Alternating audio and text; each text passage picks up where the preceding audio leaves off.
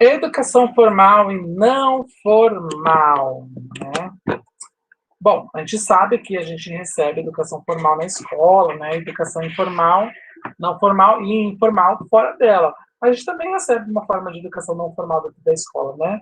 Mas o que, que são esses termos, né? Então, essa disciplina vai justamente desvendar, tentar fazê-los compreender, fazê-las compreender o que, que é essas diferentes formas de educação, né? A aula de hoje, o tema é do direito à educação e aos espaços educativos formais e não formais, né? Então, a gente vai entender hoje o conceito de educação, as características da educação formal, não formal e informal, né? Espaços de formação para educação formal e não formal e a educação e política, né? Então, primeira coisa, conceito de educação. A gente tem que entender que o conceito de educação, que o conceito de educação está muito intrinsecamente ligado, muito intrinsecamente não dá, está intrinsecamente ligado ao direito à educação, né? Porque, como diz lá o artigo 205 da nossa Constituição Cidadã, a educação, direito de todos e dever do Estado e da família, será promovida e incentivada com a colaboração da sociedade, visando ao pleno desenvolvimento da pessoa, seu preparo para o exercício da cidadania e sua qualificação para o trabalho. Viu como nós vimos lá em História da Educação? Trabalho está sempre ali do lado da educação. Gente. Então, a gente está na escola para aprender a trabalhar, é isso mesmo. Então, a educação é um direito reconhecido e consagrado na legislação brasileira e também de quase todos os países do mundo. É requisito fundamental para que os indivíduos possam acessar o conjunto de bens e serviços disponíveis na sociedade. A educação é um processo aberto e permeado por elementos que interferem e dialogam na interiorização dos conteúdos pelos indivíduos e pode assumir formas múltiplas e realizar-se no campo social, cultural e psicológico. Ou seja, a educação ela não existe apenas na escola. A educação ela acontece em todos os espaços. Quando você aprende a viver no meio da sua família, quando você é criança, é uma forma de educação. Quando você aprende a brincar, fazer um jogo coletivo com seus colegas, brincar um jogo coletivo com seus colegas, é uma educação. Quando você aprende a realizar determinado serviço no local de trabalho, ou melhorar isso com outras formas, ou até mesmo trocar informações com seus outros colegas sobre melhores formas de trabalho, é uma educação. Então, tudo é educação, né? A educação, ela não é apenas, acontece exclusivamente dentro da sala de aula. Ela acontece em todos os campos, todos os dias da sua vida. E eu digo todos os dias, não é só um dia, tá? Então, o que é, então, educação formal, não formal e informal? Então, a educação formal, ela apresenta um caráter intencional, ou seja, ela tem a ideia, eu preciso daquilo, eu quero fazer aquilo para que você possa aprender, né?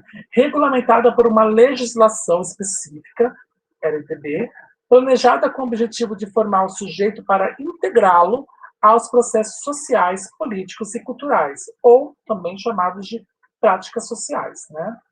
A escola, ele é um espaço de contradições e conflitos. Por quê? A ideia é que haja mesmo, de fato, esse choque de ideias, né? Desse conteúdo intencional, né? Então, a educação formal acontece exclusivamente em espaços educativos oficiais, né? Que é hoje a escola. A educação não formal, ela existe a intencionalidade em sua organização. A prática pedagógica segue com um planejamento e organização específica, com menor grau de estruturação e sistematização. O trabalho complementa a formação escolar. Então, a educação não formal é tudo aquilo que eu aprendo necessariamente sem uma legislação, mas tem uma intencionalidade. Quando eu vou à igreja, eu sei que eu não posso chegar lá, tirar a roupa, ficar igual uma louca, né, batendo cabelo. Não, não. Por quê? Porque é um espaço que, teoricamente, tem um respeito às entidades, né, às entidades religiosas, seja a figura mesmo da autoridade religiosa e até as demais pessoas. Então, a ideia é de que seja um lugar calmo, de paz, de troca de troca de fugiu a palavra, troca de comunhões, vamos assim dizer, né? Então, a escola de educação formal é tudo aquilo que acontece fora do âmbito oficial, ou seja, fora da escola. Então, no local de trabalho, na igreja, é, em parques, quando você vai uma associação de moradores. Então, tudo que você aprende nesses lugares é uma educação não formal. Só que a educação não formal parece muito com a educação informal. Né? A educação informal ela auxilia na interiorização das primeiras normas, valores, formas de relacionamentos, laços afetivos, seguranças, entre outros. A educação informal ela acontece essencialmente no nosso primeiro grupo social, que é a família. Ah, mas só acontece na família? Essencialmente sim, tá? Essencialmente sim. Porque você não aprende a fazer as coisas porque ensinando, ó, você precisa fazer isso por conta disso. Não. Você aprende porque você é imposto a aprender aquilo, né? Então, por isso que ali traz a educação informal. Mas eu posso aprender essa educação informal, inclusive, com os meus amigos, com as minhas primeiras amizades fora desse ambiente. É uma educação informal. Então, como que é a educação no espaço escolar, né? Aliás, antes de passar para isso, querem perguntar alguma coisa, tirarem alguma dúvida? Deu para compreender a diferença de formal, não formal e informal? Formal, escola. Informal, trabalho, igreja, associação de moradores. E informal é que vai trazer os primeiros elementos. Geralmente a família e os primeiros amigos. E quando eu falo primeiros amigos, não são os primeiros amigos que você conhece com 50 anos, não, tá? São os primeiros amigos, lá com 3, 4 anos, tá? Então, a educação informal, ela para depois de um momento, porque você aprendeu o mínimo de interação social, tá? Depois é só a educação formal e não formal. Por isso que o nome, inclusive, da disciplina é educação formal e não informal. Formal e não formal, tá? Por causa disso. Porque essas sim, elas vão continuando ao longo da sua vida. Então, a educação no espaço escolar. As características, primeiro, no espaço escolar é a própria infraestrutura. Trazem ambientes pouco atrativos. Né? A escola é um ambiente pouco atrativo. Você tem que estar numa mesa, sentado, parado, você está lá cheio de energia, querendo queimar tudo, tocar fogo naquelas cortinas da escola, mas não pode. Né? Por quê? Porque é um ambiente chato, né? Também as características do espaço, da educação do espaço escolar é também a questão das atitudes, né? Porque a ideia da escola é, como o Foucault falou, é controlar, normatizar, vigiar, classificar e punir, né? E a avaliação dentro do espaço escolar, ela tem uma ideia de classificação, né? E também gera competitividade e ela é excludente, ou seja, se você não vai bem, você é burro, né? Então, a escola, a educação formal, olha só, adoro essa definição. É um espaço de adestramento, conflitos e contradições. Ele caracteriza espaço e aprendizagem de conteúdos historicamente sistematizados em ordem sequencial, ou seja, você aprende aquele item 1, 2, 3, 4, todo mundo aprende de forma sistemática, né, por sistemas, né? Então, a gente lança aquela pergunta, educar para quê, né? Justamente para poder responder algumas questões, né, antagônicas entre si. Subsistência ou consumismo? Né? A gente vai viver ou vai consumir? A gente vai se alienar ou vai ficar liberto? Né? Criar autonomia, criticidade, transformar a sociedade, a realidade. Né? Mas a escola tem uma função social, que é contribuir para a ampliação das oportunidades de aprendizagem e desenvolvimento do aluno, assegurando-lhe formação para o exercício da cidadania, além de procurar fornecer-lhes meios para progredir no trabalho e em estudos posteriores. Como que isso é feito, né? Isso é feito porque na escola a gente é obrigado a conviver com micros sociedades dentro de uma sala de aula. E você não pode matar o amigo porque não gostou dele. Você tem que coexistir dentro daquele espaço junto com ele. Né? Conviver socialmente. Né?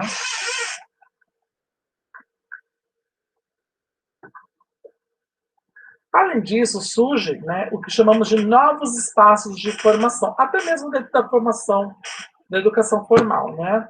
Os novos espaços e novos aprendizados, eles estão muito ligados à aprendizagem política dos direitos dos indivíduos, à formação para o trabalho, à aprendizagem de habilidades, aos exercícios de práticas para a organização de objetivos comunitários voltados para a solução de problemas coletivos, ao conhecimento de conteúdos que possibilitam a leitura do mundo, entre tantas outras formas de aprendizagem. Então, os novos espaços visam romper a ideia da parede, carteira, cadeira, professor, mesa do professor, cadeira do professor, lousa, giz, caderno, lápis e livro. Ele justamente serve para provar que aquele tipo de conteúdo eu posso, de fato, contextualizar, vivenciar aquele conteúdo para melhor aprender, né?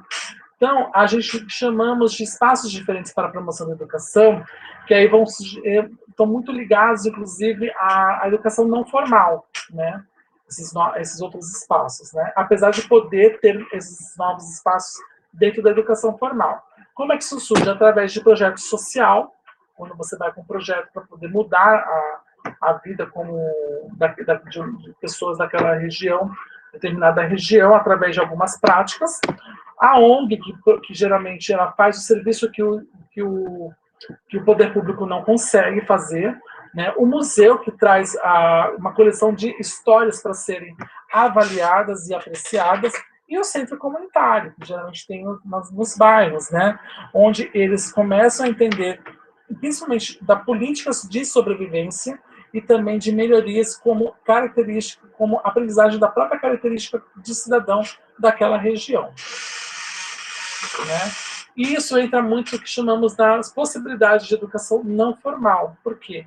Apesar da escola formar para tudo isso, ele também abre espaço para essa educação não formal que acontece nesses 4 espaços que eu falei agora, acontecer da mesma forma que a escola, que é aprender uma profissão, desenvolvimento de valores que ali não estavam, ou até mesmo amplificação daqueles valores, o desenvolvimento social das pessoas, para que elas consigam se ver como cidadãs, práticas sociais, né, para poder mostrar que ela pode exercer sim aquele poder, né?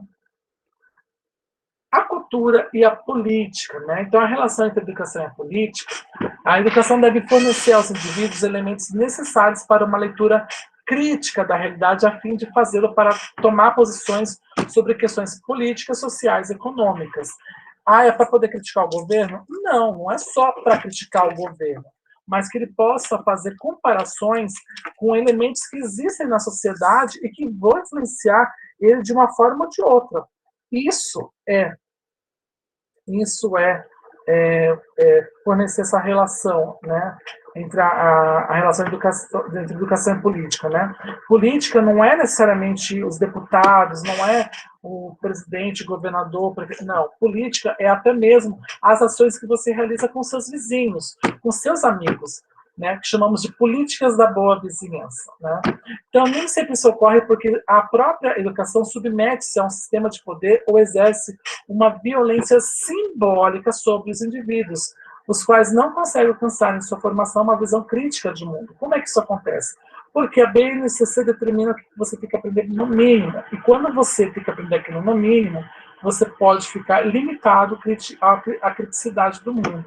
Além disso, é a ideia de todos os governos, não é o nosso governo, todos os governos, que a população não seja assim tão rebeladora, né?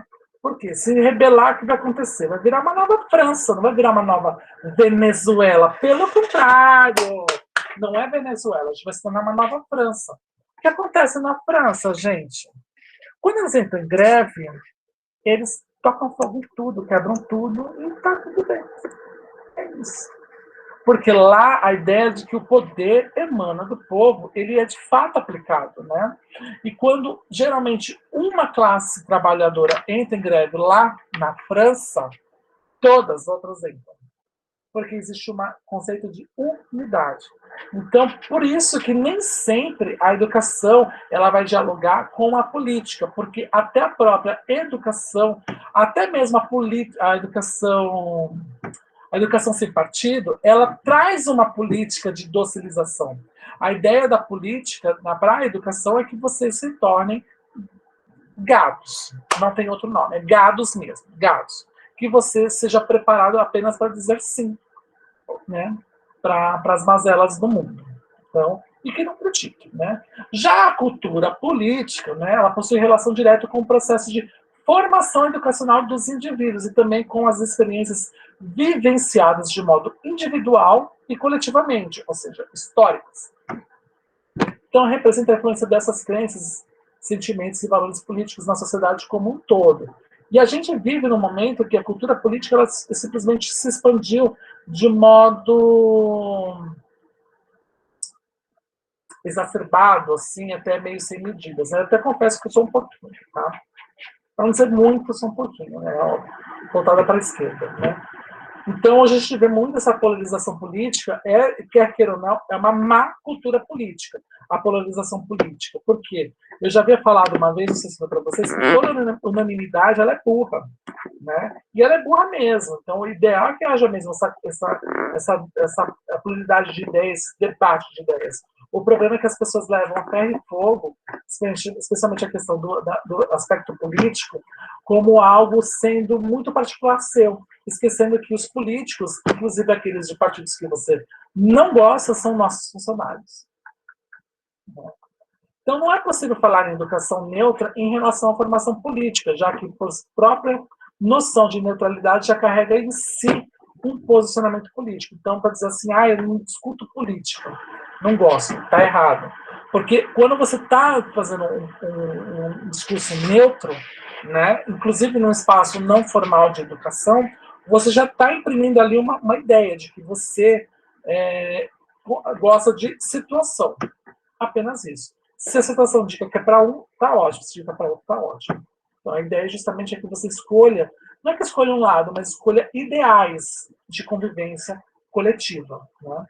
Então, a educação é entendida como um princípio de formação crítica dos indivíduos para a mudança da realidade, o que impõe a gente numa intermediação direta com a formação política do sujeito. Então, a escola sem partido, por exemplo, ela decide que a gente não deve incentivar ou falar coisas para os alunos, porque a gente pode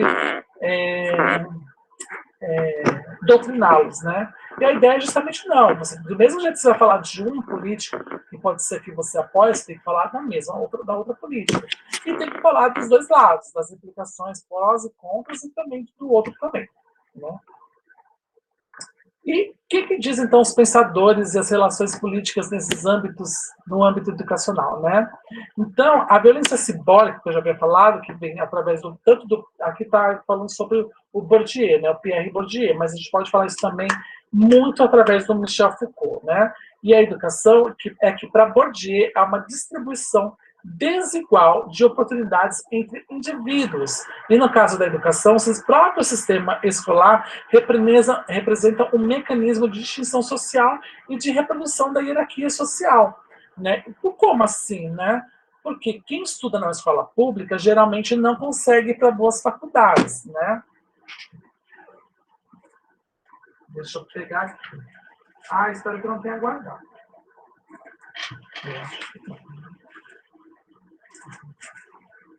Tá, não está aqui, enfim. Será? Eu sou prova que não, só estudei em escola pública toda a minha vida, do ensino infantil até o ensino médio, e entrei na Unesp. Então, que é uma faculdade pública, que teoricamente as pessoas fazem cursinho para entrar. Eu não estudei quase nada e passei em 28º. Tá? É porque o Lucas é inteligente. Não. É porque eu tentei aproveitar todas as oportunidades de aprendizado que eu tive durante a escola. E fui gravando. Mas eu confesso para vocês, a parte de matemática, a parte de física, de química, né? Ainda bem que não tinha peso na prova. Tanto peso na prova. Peso 1. Né? Mas consegui. Né? Então, a ideia de que a escola pública ela é ruim. Por isso que essa crítica é tão grande relacionada à escola pública. A gente pode pegar dois momentos, especialmente do nosso atual governo. Né? As pessoas estavam falando da escolarização em casa, né? para poder evitar a forma de doutrinação das crianças, né? Ah, imagina. Só que, tá, os pais vão conseguir reproduzir o conteúdo de modo neutro, teoricamente, como o professor faria, de química, física, inglês, né? Então, é isso que a gente tem que passar para pensar para ver, né? Eles queriam educar em casa, né? Beleza. O homeschooling, né? Aqui no Brasil. Né? Uma sociedade que né? Curiosamente, esse ano, estão batendo aí panela, querendo matar a gente, chamando a gente de vagabundo, dizendo que a gente não quer trabalhar. Por quê? Porque a criança tem direito de estar na escola. Ué, o que mudou? Só por conta de uma pandemia? Por quê? Porque a ideia da escola pública é que as mães têm ainda a ideia da creche, que a escola pública ele é um espaço de depósito de crianças, e o que não é. A escola, independente se ela é pública ou particular, ela é um espaço de convívio social, né? Então é isso que a escola é. Ela não é um espaço onde a criança é simplesmente jogada lá, não é. Vocês não vão ser recreacionistas, vocês serão pedagogas, né? Eu sou professor, vocês serão professores, né? Então, os indivíduos, a partir de condições de existências desiguais, eles não conseguiriam ter as mesmas condições de aprendizagem, porque a escola pública, a ideia é de que o conteúdo é horrível. O conteúdo da escola pública não é ruim, ele é bom. A forma como é que é passada, né, as condições nos quais as crianças chegam à escola pública é que são ruins. Né? E tem condições que eu estou dizendo aqui que não é exclusivo da, da escola, né? A própria criança carrega essas condições, até mesmo quando ela não tem que comer dentro de casa. Então, as relações simbólicas e não simbólicas, elas existem no meio familiar, elas têm impacto no processo de conhecimento e de linguagem, porque elas promovem uma produção diferenciada com relação ao saber. É o que chamamos de capital cultural, né? Então, a criança ela não vai aprender, por exemplo, o mesmo conteúdo para todas. Cada uma vai ter um modo de aprendizagem. E está tudo bem, porque cada uma tem o seu capital cultural. Então, ela vai aderir aquele conhecimento com que ela já tem dentro do seu capital cultural, né? Agora, como eu falei já antes, né, como eu falei com o Bourdieu, que aparece muito com Foucault, está aqui, ó, as relações de poder em Foucault e a educação. Né? Então, Foucault mostra que o poder está em toda parte e é proveniente de todos os lugares. Então, todo mundo exerce esse tipo de poder. Eu posso exercer poder uma hora e depois ficar subveniente, enfim. O poder ele não é uma instituição nem uma estrutura, ele é um nome dado a uma situação estratégica complexa em uma sociedade determinada. Né? Então, as relações que o Foucault aponta como pano de fundo é o disciplinamento, a vigilância, os exames, as autonarrativas e as outras práticas de controle e poder, que é a forma como a escola ainda é vista. Por isso que se tem a ideia de ir para espaços não formais de educação. Né? Essas práticas são destinadas à construção do sujeito moderno, cidadão capaz de autogoverno. Né? E o poder ele é executado por meio de discursos e pelo disciplinamento do ambiente escolar. Né? E é isso. Perguntas em relação à educação não formal e formal. Me diz aí quantas vocês vão queimar aqui agora as coisas.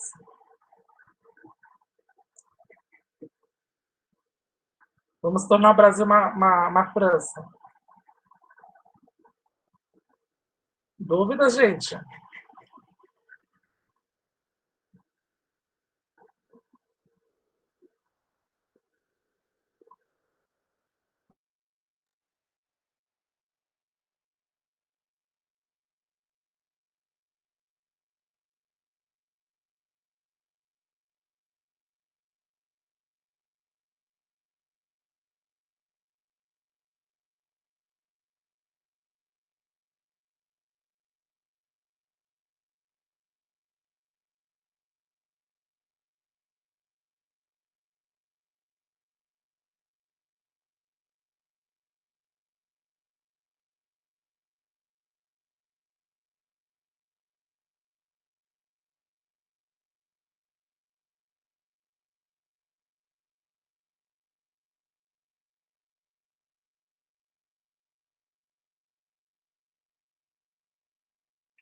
Não sei se vocês viram, eu apertei um botão aqui.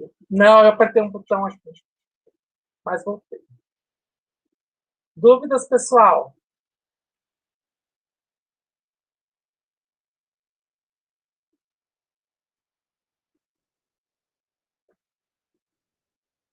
Vou sim. Então tá bom. Então me diz, já que não tem dúvidas, quantas de vocês vão queimar as coisas, quebrar os vidros das lojas?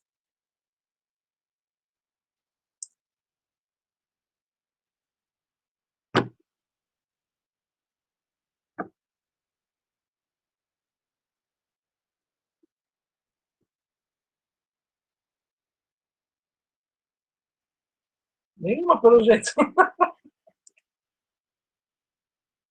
Então tá bom. Vou encerrar aqui.